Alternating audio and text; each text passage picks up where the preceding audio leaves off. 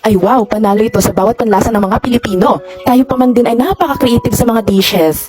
Yung tipong pan-dessert lang pwede palang ulamin. Saan ka ba makakakita ng pansit na gawa sa buko at papaya? O sige, sutin na natin ang sibuyas at bawang. Add na rin natin ang shredded papaya and buko meat. Haluing maigi hanggang mag-combine. At para rin maiwasan ang paninikit nito. Sa kawali of course. Ilagay ang iyong favorite protein sources. Pwedeng chicken balls, kikiam, mushroom, eggs, at iba pa. Toyo, paminta, mushroom seasoning lamang ang aming papalasa sa aming pansit. Haluin muli para happily ever after, charing. Tinikman nga namin ay sobrang sarap pala talaga.